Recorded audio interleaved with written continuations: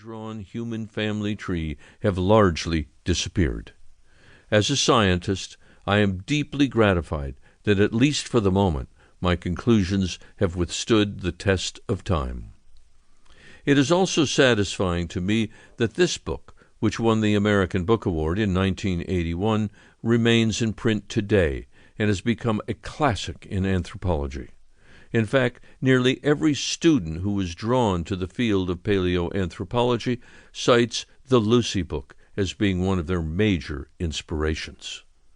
And as each generation gives birth to new scholars who want to know, where did we come from, I am humbled to think that Lucy is part of the answer. This audiobook would not have been possible without the support and encouragement of William Hartel, who contacted me in the spring of 2019 to describe his dream of producing professional recordings of his favorite classic science books. I am grateful and flattered that his list included the Lucy book, so thank you, Bill, for giving me this opportunity to introduce Lucy to a whole new audience. I also want to express my appreciation to Eric Glauser at Hyde Street Studios for his expertise, keen ear, and patience as he coaxed the best performance out of me in this new arena. It was a pleasure to work with him. And to Robin Stratton, who patiently sat nearby with a copy of the book in her lap, listening for mistakes and offering suggestions for a stronger performance. Thank you. Prologue. In some older strata, do the fossilized bones of an ape more anthropoid, man-like, or a man more pithecoid, ape-like, than any yet known, await the researches of some unborn paleontologist? T. H. Huxley. On the morning of November 24, 1974, I woke, as I usually do on a field expedition, at daybreak. I was in Ethiopia, camped on the edge of a small muddy river, the Awash, at a place called Hadar, about 100 miles northeast of Addis Ababa. I had been there for several weeks, acting as a co-leader of a group of scientists looking for fossils.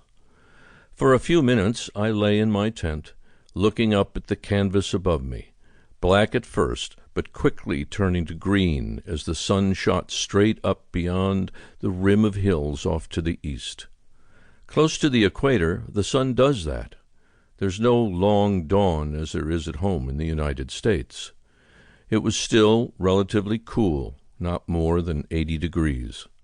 The air had the unmistakable crystalline smell of early morning on the desert, faintly touched with the smoke of cooking fires.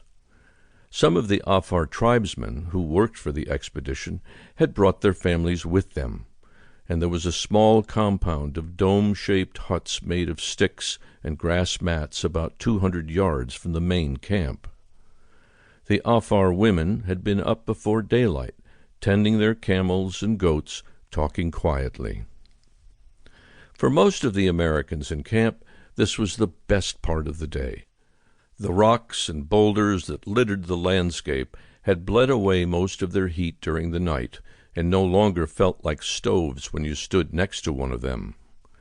I stepped out of the tent and took a look at the sky.